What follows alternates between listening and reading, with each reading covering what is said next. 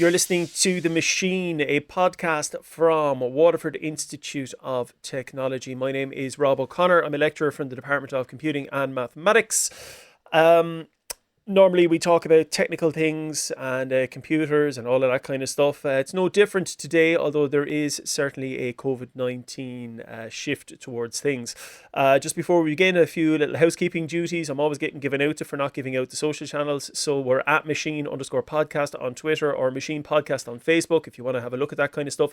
I don't really update the Facebook too often, and I barely update the Twitter, but at least that gets some sort of love. You can subscribe to us on Apple Podcasts, Spotify, Anchor, Castbox, Pocket Cast, Overcast, or anywhere you get your podcasts.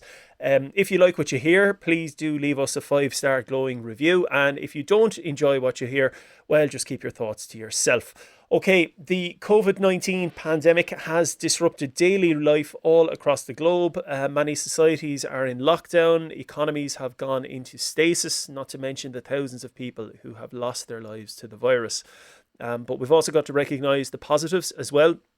From the Herculean efforts of frontline health workers to the recognition of the importance of staff in supermarkets, in shops, people collecting the bins, courier drivers, post office staff, and of course, everyday people looking after their vulnerable family, friends, and neighbours.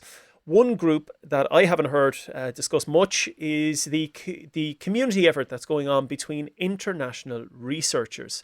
Despite what some politicians would have you believe, we are quite some time away from a mass population administering of a vaccine. In the meantime, researchers from various disciplines are working at full capacity all across the globe to develop new solutions to diagnose and treat patients suffering from the virus, as well as preventing COVID-19 from being spread further. TSSG Research Group at WIT are amongst those engaged in that research by applying their expertise in information communication technology. The researchers are working together to develop both short as well as long-term solutions for COVID-19.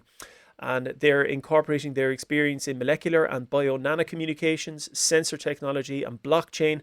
The team in TSSG, along with partners in the USA and Finland, are working on 6 possible solutions to various issues, and we'll discuss some of those today.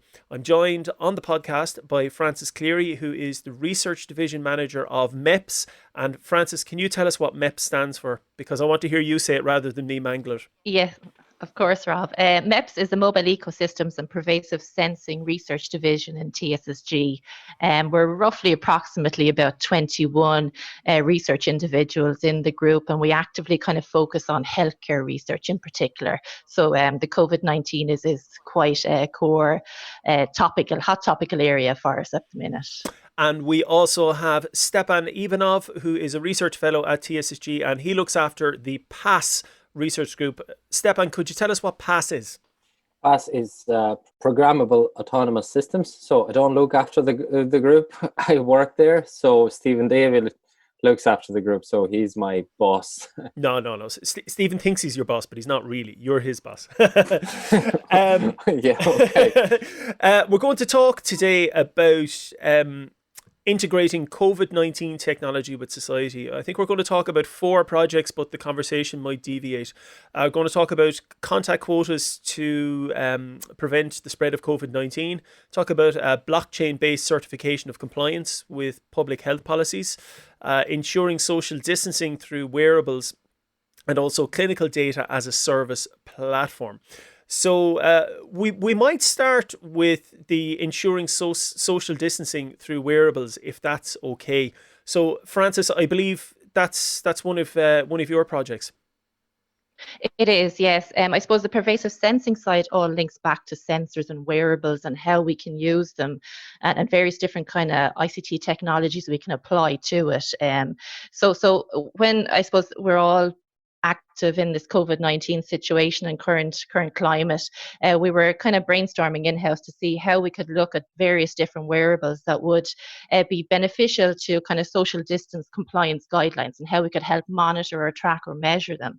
So we're actively working on a project in-house that will look at kind of a low-cost wearable badge that has kind of inbuilt or embedded intelligent technology that can look at monitoring the users' wearable compliance with social distancing. So I suppose core to this, we're looking at various different technology around Bluetooth beacon technology and how we can leverage that in microprocessors and to measure kind of social distance kind of uh, capabilities for the wearers. And then I suppose the whole concept, Rob, is around, I suppose, focusing on building an awareness around people using this type of wearable for workforce employees to try and see how they can use such a device to actively monitor, to kind of create a risk assessment or a health and safety kind of strategy around their workforce, how they're complying to the social distancing guidelines that are being recommended.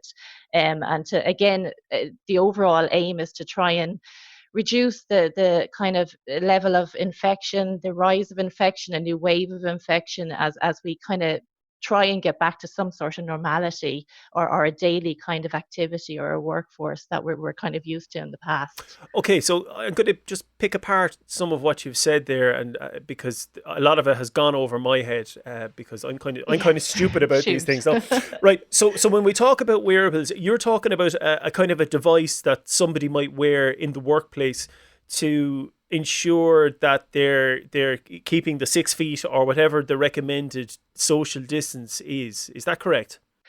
That's it. As we all know, the social distance is roughly about the 2 meters that they're recommending. So what we're looking at is a very low cost, lightweight and wearable kind of badge that people can put on them on their upper chest area, and they wear that during the day. So once they come in contact with another person who also is wearing that badge, the distance between them is monitored and measured. And if they're breaching that distance, then they can either be alerted via an LED, some sort of light, or some sort of audio alert from the badge to just build an awareness and tell them, okay, you need to move back a little bit to create that distance and that space between each of the badge wearers. Okay, so I can imagine that there's a lot of disciplines having to come together with this. So you obviously have the kind of the electronics end, the metal end of it, the actual manufacturing of this. If this was to be something that was used in population, it would clearly have to be very low cost. I know you've mentioned that. Exactly. How low cost is low cost? Have you got a target figure? Well, at the minute we're looking at various different microprocessors, and I mean there's challenges there. We're looking at battery coins and how we can reduce the powering of it as well. So I mean I would say initially less than €20 per badge or something like that. We're estimating, but I think that can be brought down quite a bit. Currently out in the marketplace, there's a lot of companies looking into similar type technologies, that whether they're using mobile applications for kind of location-based monitoring or measuring. There's also kind of other ones I've seen a lot of lately around camera technology and the use of image processing. But these all have kind of, as we kind of are all aware of the GDPR, these have privacy type issues and challenges to them. So the wearable badge itself does not exactly take people's identification or details or their personal details. It's very much just focused on the measurement and raising an alert and building an awareness around the people and feeding back to kind of a workforce health and safety monitoring representative to see how things are being adopted within the workforce placement. So is the idea then that the badge is itself, the badge is not necessarily related to, say, Rob O'Connor or Francis Cleary or Stepan Ivanov. It's just a badge, and that has come too physically close to another badge, and therefore an alert is raised to let the wearer know that maybe you're getting a little bit too close here. In terms of getting around it, because that's the one thing that's going to come across. I think it's going to cut across all of these projects that you're discussing here is privacy issues, because yes. I mean there's a lot of concern about you hear about the contact tracing app that's being developed, or apps that are being developed around the place, and there's all sorts of issues about how much personal information is being sent up to the cloud and monitored by governments or other private companies. You can understand where people might have some concerns about that type of stuff. You do, and exactly, and that's why we kind of opted for this type of approach where around a wearable kind of badge, or we're looking at other designs too as well to see what works best. But it kind of avoids or limits any of the GDPR issues or challenges. Each badge will have a unique ID, and we'll be able to track the wearer of that badge on a daily basis, but it won't be linked directly to any personal details of that person. So it's a different option. Another potential use case, just to give an example, like we're focusing initially on the workforce and getting people back, and to see how we can manage the social distance aspects there, but also in care homes or hospitals where you have visitors coming in. If you give the visitor a badge, you give it to them, you see how the visitors are actually complying or engaging with social distancing within such environments where you have vulnerable people, and there's quite a lot of challenges there. So again, it's a database of information.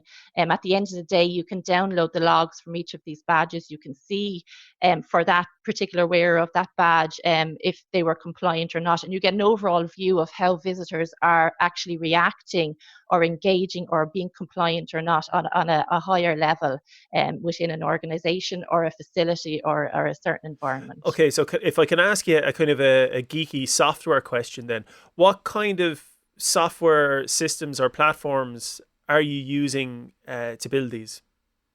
We're initially looking at Arduino Nano IoTs, microprocessor devices. They have inbuilt Bluetooth communication and Wi-Fi communication, and they're quite miniature, and the size is an excellent to kind of for these type of applications. On top of that, we have inbuilt, we have in-house, AI, ML, artificial intelligence, machine learning experts. So they've worked on a lot of algorithms over the past while. So they're looking at developing, and they're in the process of developing an algorithm, a very lightweight algorithm that will actually utilize this Bluetooth beacon technology to be able to measure this distance. So that will be inbuilt technology-wise from the software perspective into the microprocessor. Am I correct with the Bluetooth beacons? I remember I did a little bit of work with them a couple of years ago. Is it that they kind of advertise presence to other beacon type devices that are there? So as soon as two beacons come in contact with each other, they kind of do a quick kind of almost like a handshake. Is that correct? It's something like that. The received signal strength basically is transmitted from one and received by another, and we can measure the distance of that.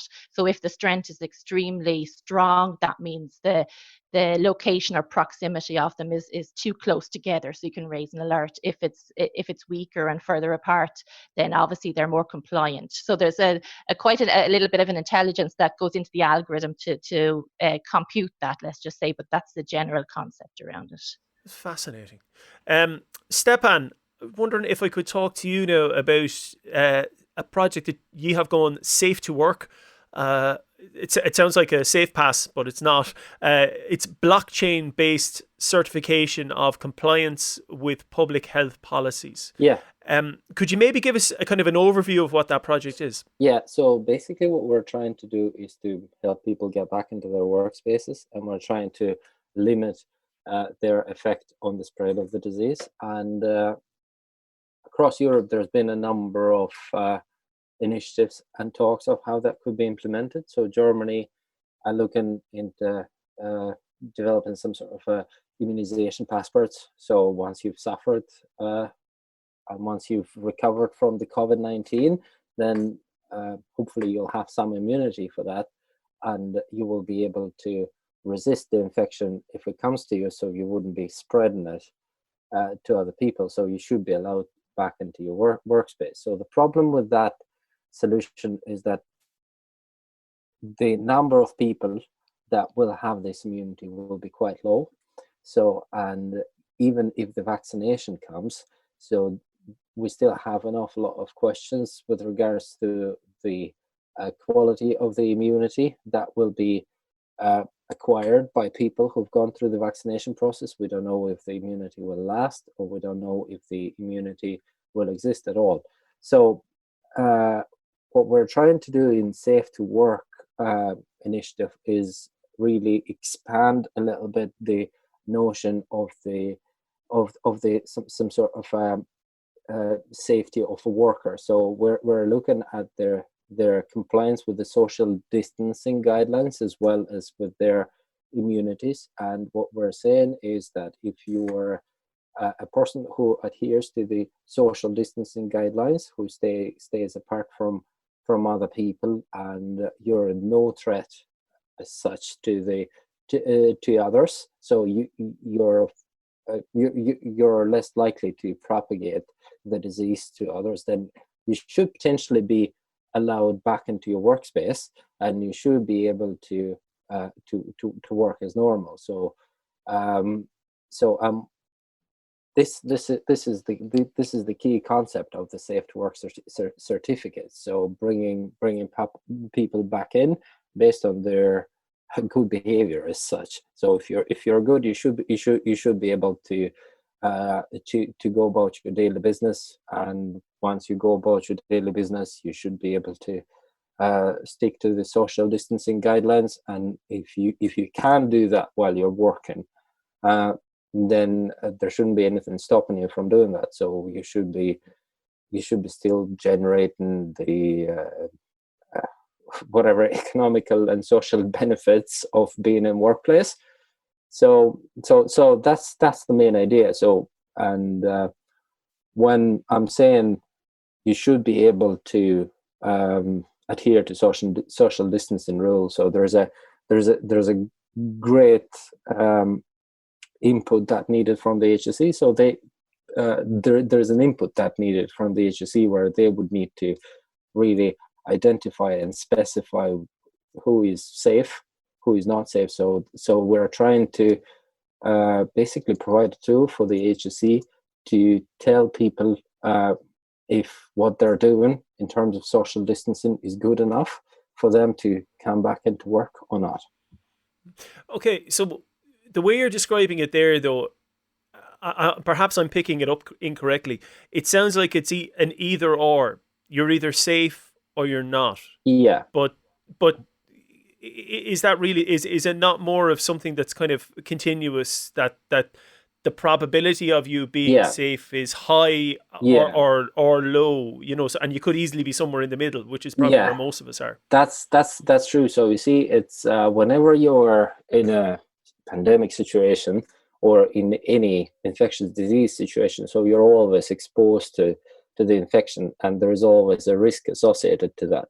So there's a great deal of research that would try to investigate what level of risk is acceptable, what level of risk is not, and there's quite a lot of tools, simulation, modeling, calculations, back calculations, and everything that would actually tell you what risk is safe and what risk is not. And when I'm talking about safe, I'm not talking about the personal safety, I'm talking about the safety to the society as such. So if you have your Safe to Work certificate that's been issued to you based on your social distancing behavior as such, you're still a threat as such. So you can still propagate the disease. It's just the impact that you will generate is going to be quite low, and the HSE and all our ICU units should be able to cope with your impact and your contribution.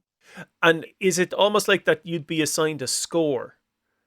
And no, you won't be assigned a score. So in my view, that should work really as almost like a sick cert that you'll get from a doctor.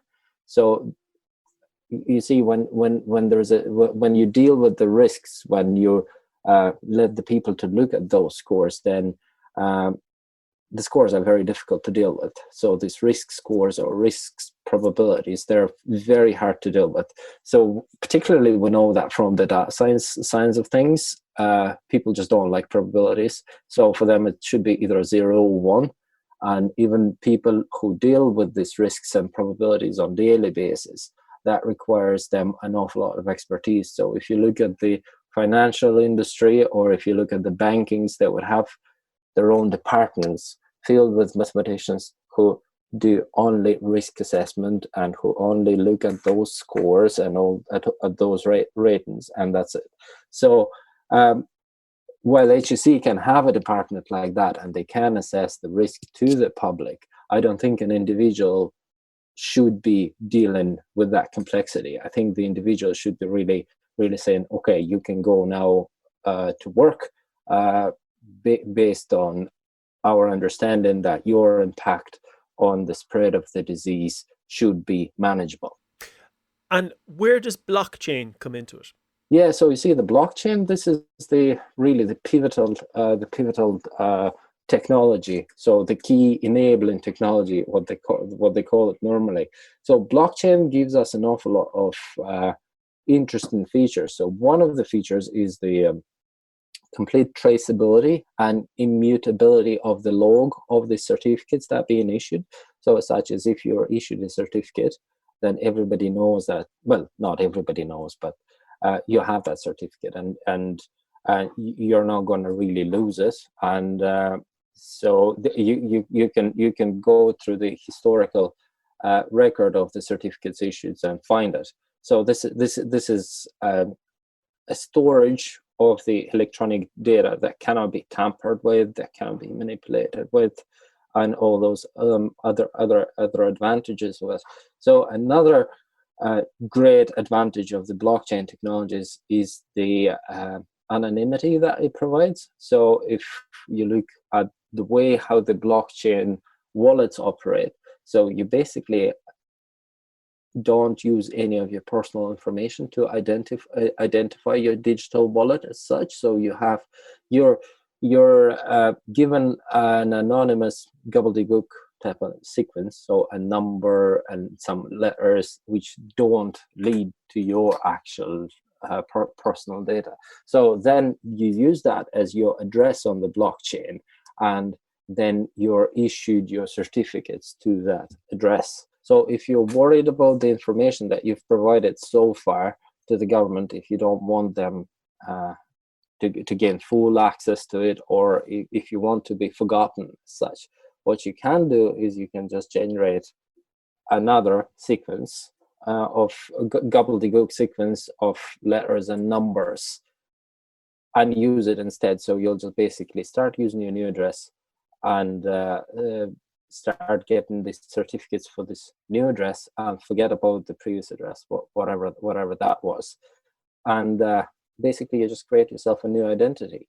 So all of your identities are anonymous, and you can generate as many of them as you want. But the certificate remains valid. Certificate remains valid for the identity for which the certificate was generated. So once you change your identity and you start using the new identity, all the certificates that you've been issued previously, they're all lost. Well, you can't really use them with the new identity, but you get your privacy back. So you have this delete all button at your hand at all the time. So if you're worried about your identity being compromised, if you think that somebody might, for whatever reasons, you're not happy with the security, you just press this delete button, you get yourself a new identity, and you have to start from scratch then, though. Yeah. I've been meaning to do a podcast on blockchain for the last year and a half, just about how it works. So what we might do is we might come back to that at another date, and hopefully we'll be able, we'll all have our certificates, and perhaps we could sit in the studio and do it. But that's one for another day. Might put that kind of up in the ether. We'll sit in the studio at 2 meters distance from each other. That's no problem. We can definitely sort that out. Francis, I'd like to talk to you now again about another project that you have, and this is one I think that is geared more towards medical professionals, and this is clinical data as a service. You're calling this CDAS. Every technical thing has to have an acronym or an initialization, because it's just not it just doesn't sound cool unless it's CDAS or something like that, does it?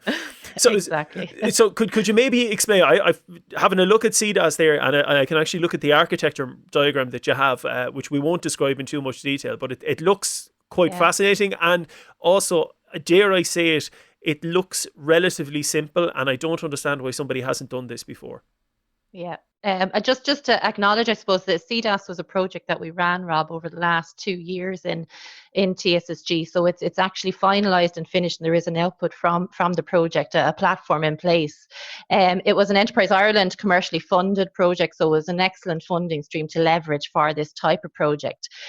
Just before I go into the details of CDAS, just to explain, it's a platform that's there to support kind of point of care type devices or approaches to kind of monitoring or getting more real-time results and early diagnosis of infections, whether they're bacterial or viral or whatever.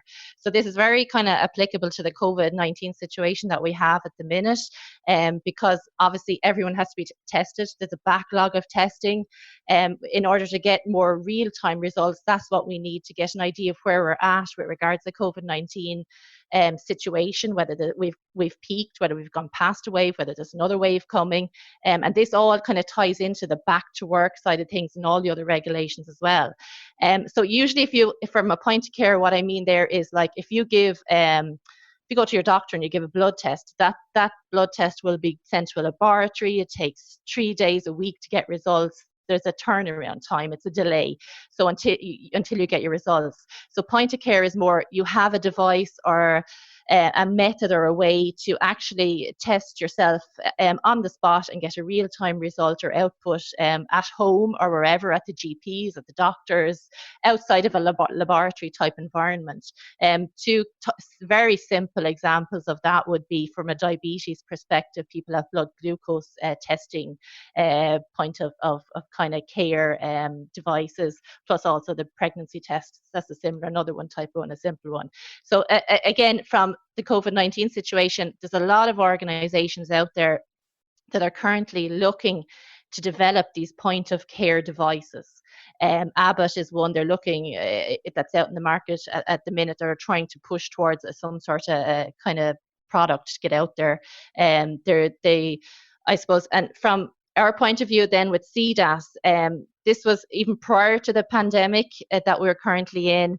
We had a team of people and a group of people in-house who had an interest in this point of care type devices and how we could build a supporting platform around it. So basically the platform has the capability to link with these point of care devices. It uses a mobile application to kind of analyze the results, return a kind of a real-time result or output result to not only the doctor but also the patient, so you get it there and then. Plus it has a back-end infrastructure built into it where all this information from various different GPs travels up. It's stored in a kind of a centralized location, so you kind of, like, for future cases down the road, you can actually nearly predict or foresee future pandemics or future waves.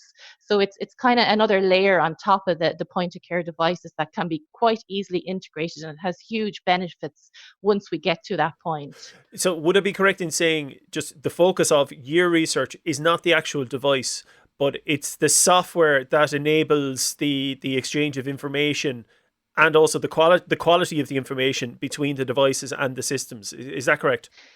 It is. It's a supporting platform that builds on kind of on top of the lab on chip devices or the point of care devices. Now we have the application. You can actually add on different devices as they're integratable to the app.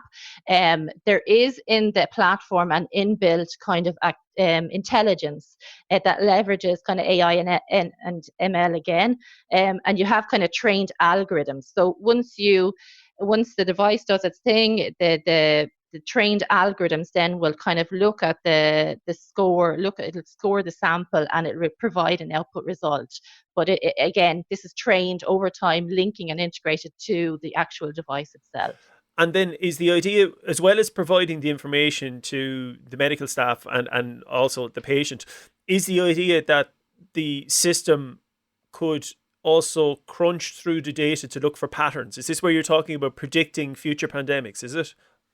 Well, the prediction of future pandemics is more related around, I suppose, the trained algorithms there would provide an output result, but the prediction of future pandemics is more how you can get this real-time results, and it's stored in a centralized location, and that in turn can give kind of at a higher level an overview of if there's a cluster of infections in Italy, if there's a cluster of real-time kind of infections in Ireland, that it's actually spreading quickly, and you can see the rate of spread, and you can predict and react more effectively and efficiently to it. So that's kind of another layer. Just it's an aggregation of all the data sets together to provide a greater layer, a level of intelligence from to the governments, to whoever who strategically need to plan for such future kind of effects or events. When I introduced the CDAS Clinical Data as a Service Platform, I kind of probably was very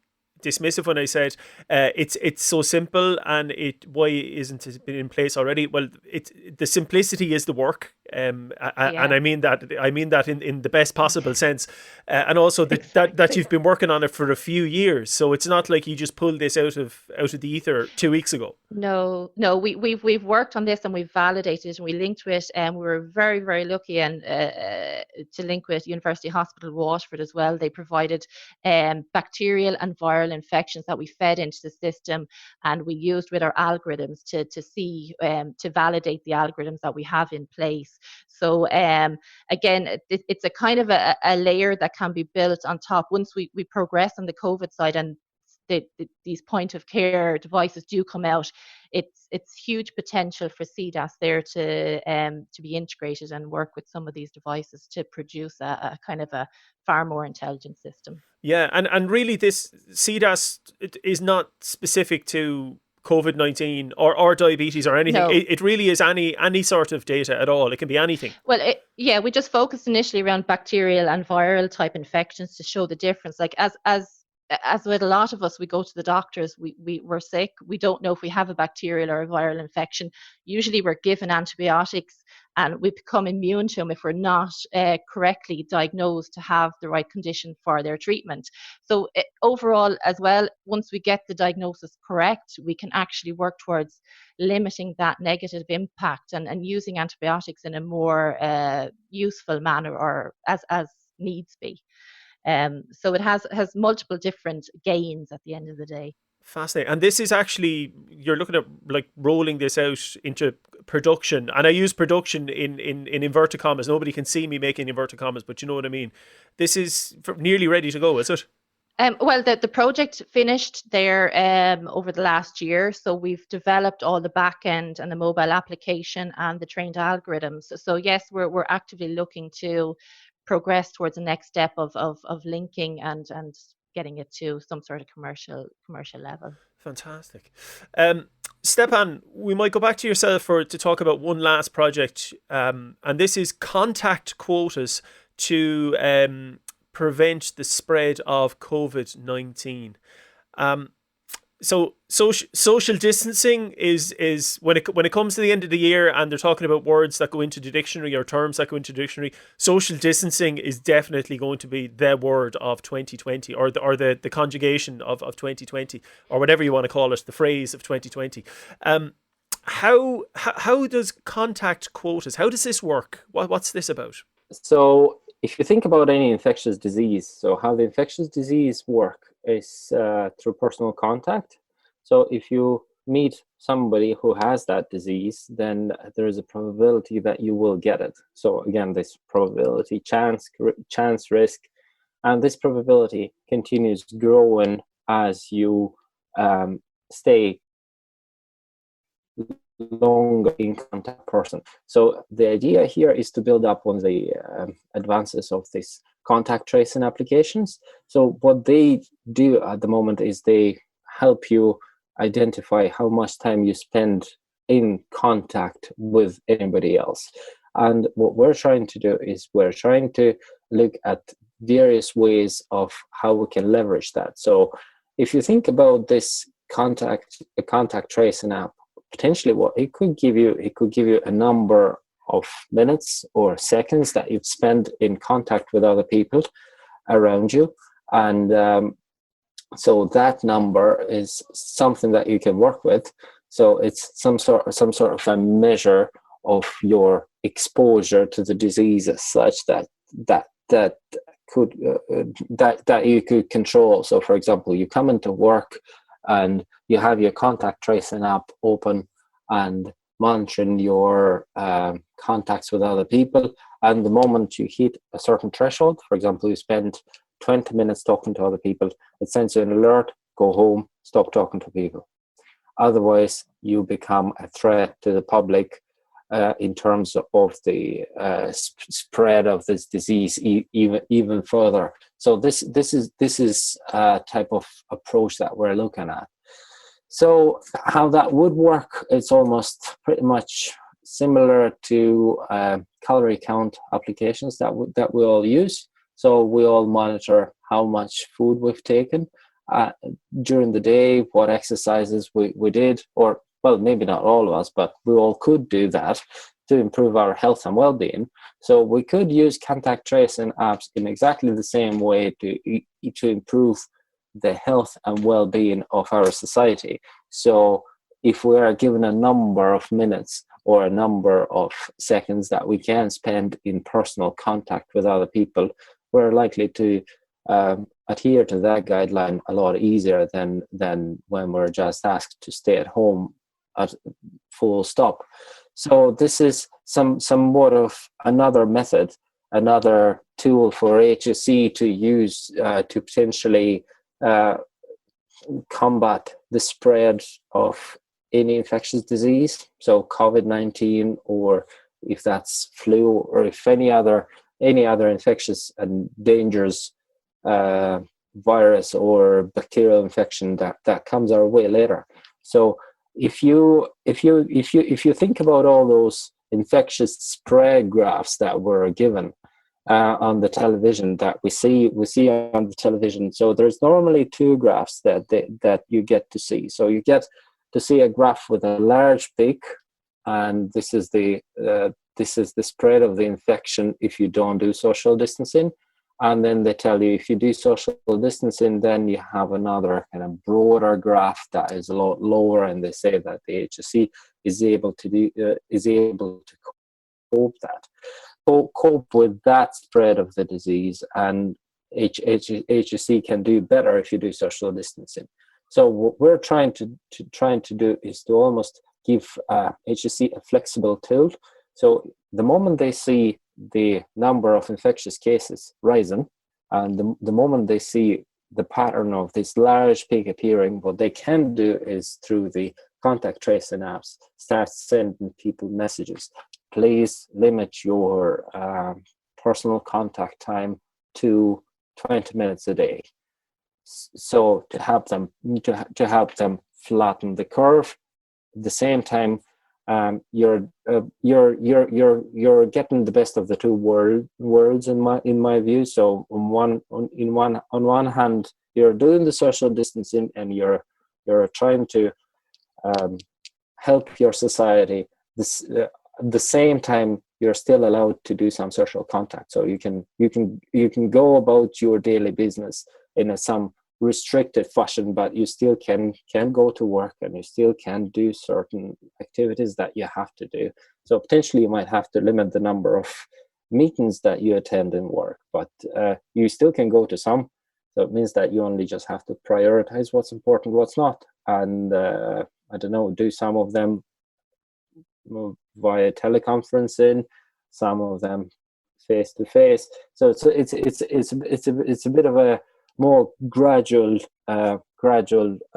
transition to the full isolation. So if you think about a person who spends on average an hour a day talking to other people, so then the 60 minutes, that's what they normally get. So then they get a message from HSE. Look, we see that COVID-19 is coming back. Please reduce that please stay within 40 minutes. So they can potentially do that without halting all of their activities, just some of them. So then HSE sees the further spread, and they say, okay, great, that worked somehow, but not fully. Can you reduce these 40 minutes to 30, then 20, and so on? So So in essence, what happens there really is that you're not really told to stay home altogether at a certain point. You're told to limit the amount of contact that you have. And so the idea is the time is almost like money in the bank, or time in the bank that I can Really, spend. yeah. I can Yeah. choose to spend whichever way I wish. But once I hit my threshold, that's it. I'm done. Yeah. Yeah. Well, Ish. when you say I'm done ish, it's still up to you to decide that. The way I see it, that would work exactly as your calorie count or your calorie budget. So you're told not to eat pizza on a Friday, but you still might do it. Maybe not every Friday, but Yeah. It's particularly at the moment if you can get it. yeah, It's I a know. Yeah, commodity. I know. But a quick question. So would a system like this, is the idea that the time management would be automatic, as in, sorry, the recording of the time, would that be automatic, or is that something that the user, the person, would have to initiate themselves? So say, for example, I was going to a meeting with Francis. Yeah, Do I have to open up an app on my phone or watch, or whatever it is, and say, right, the meeting has started, go? yeah. No, Or is it something that would automatically begin because maybe we're coming in contact with each other or something? Is it? I'd say that would be something that would automatically begin. So this contact tracing apps. So for example, the one that's being built for Ireland at the moment,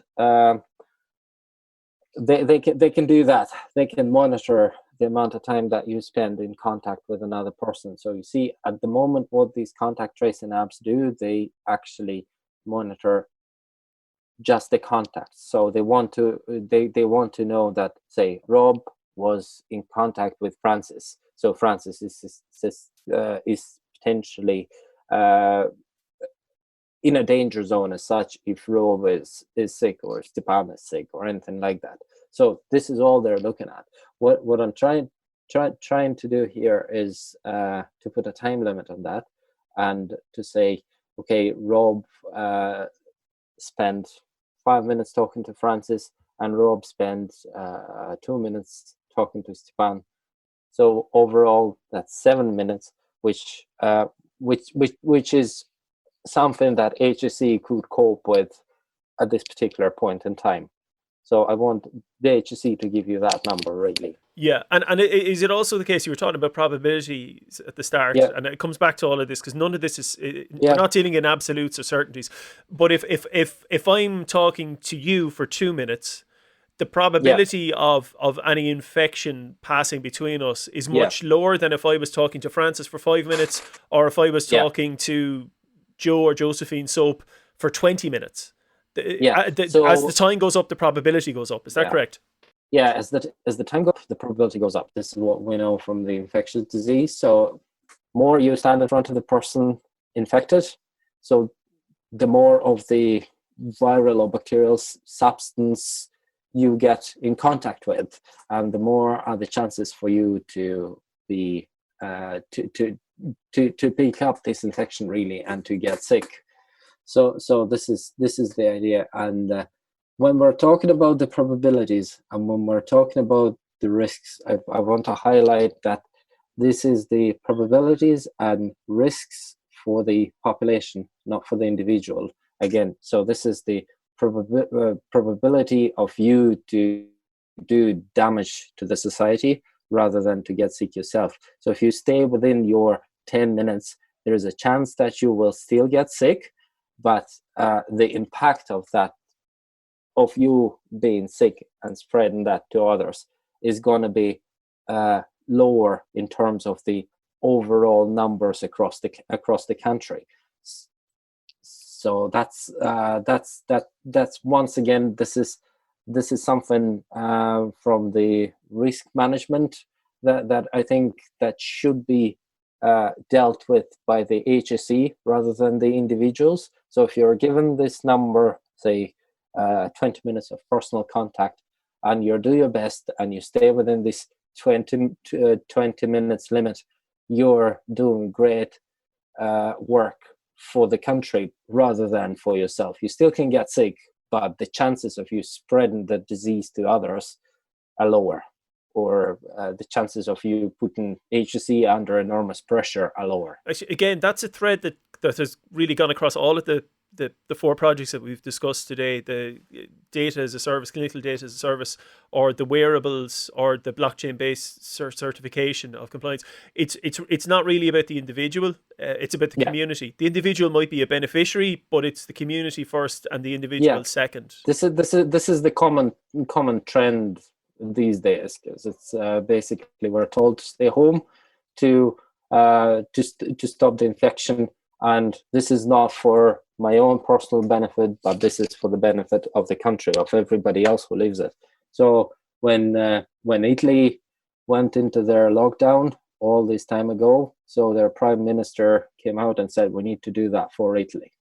So, and Leo Varadkar says we need to stay apart to stay together. So it's really about the good that you do for the community rather than for yourself. On a slightly separate note, because but it is related to what we're discussing. Everything, this is not a project that Francis Cleary or Stepan Ivanov is working on in isolation. You're working with partners. You're working with partners based in Waterford, but you're also with partners based across the globe. How is it? Yeah. And either of you can take this question. What's it like to work on complex issues like this remotely? Well, from my own experience, you see, we're researchers, so we always work in research consortiums, consortia, that's the correct word, and it's all done through email, conference calls, GitHub sharing of your code, and GitLabs, whatever tools they are. So it's been remote pretty much for us all the time, and we're used to doing that. And then for me, really, it boils down to the fact if there's a person who wants to work on a problem that I'm interested in, and they're interested in that problem, we have common interest, and they're a person. They're a person who is how do you say it? Easy enough to work with. Well, they're a nice person as such. Yeah. So accommodating. Yeah, they're accommodating. So they're a good partner. So then it's plain sailing. But even things like even from this podcast here, I mean, I live in a place that doesn't have great internet. Stepan, I'm taking it from the quality of the audio that we're getting from you. You're not living in a place of great internet, whereas Francis, I think you probably have the best. I fibre. I'm fine. I get to live in a very picturesque part of the country, but I have terrible internet. But it's I've been trying to set up a new machine for 2 weeks, but trying to download a few hundred gigabytes worth of information is proving very, very difficult. Because as soon as I start doing stuff there, everything else closed down, and my wife is trying to work at the same time, and kids are trying to watch stuff, and the iPads, the Xbox. And to be fair, I got to keep them happy, because otherwise all hell breaks loose. You know, and how have you found it, Francis? Like working with partners, working with your team? As Stepan commented, we're quite used to it on EU type funded projects, Rob, because we do a lot of it remotely anyway. So there's no real change there. The challenges we'd find more so is at national level, I find, with projects I have in the research division now. And I can see it probably coming down the line, because we're health-focused, health-related projects. We have to do trials and clinical trials, and this is going to cause or bring some challenges to us, even from the social distancing or how we run them. We're going to have a change of mindset around that, and to get our tasks and our activities done, or even access to, within my division now, we also have a virtual reality and augmented reality thematic research group as well, and that's very interactive. We have a mixed reality lab in TSSG. They're used to going down, they're used to being, quite interactive and demoing stuff and trialing stuff. So there is a little gap there, I suppose, and a few challenges that we still have to overcome, and we see how best to manage it. But again, it's when we go back to the workplace slowly and integrate back in, it's how we enforce or comply with these social distancing rules for the safety of everyone, to make sure that we don't risk anyone's health or anything like that. So but overall, in general, working fine for now, but I can see a few challenges down the line. Yeah. Well, lads, I'm going to leave you go. I'm going to thank you very, very much for your time and all of your efforts. Fair play to you. It's not easy, and it is recognised that it's not easy. There's certainly some really interesting stuff here. If somebody was listening and wanted to learn more about any of these projects, all of this stuff is published on the TSSG website, is it? It is. Yes, it's freely available there. That's tssg.org, isn't it? TSSG.org. Yeah, it should be available there. And we have LinkedIn accounts, Twitter accounts. Please do follow us. We turn out a lot of our work or activities or whatever onto them, and little nuggets of information for anyone who's interested. Wonderful. Well, listen, guys, thanks so much for your time. Wish you all the best. Hope you have a good bank holiday weekend. You up to that exciting? Going anywhere nice? Kilometre distance. Well, Rob, as you said, I live in a picturesque area of Waterford, so it's going to be exciting anyway. Bad internet connection, but it's picturesque. Yeah, I know. I'm exactly the same. I wouldn't swap it. Go on, lads. Listen, thank you so much for your time. We'll talk to you soon. Okay. Slán go fóill. Thank you, Rob. Yeah, thanks, Rob. Okay. Yeah, cheers.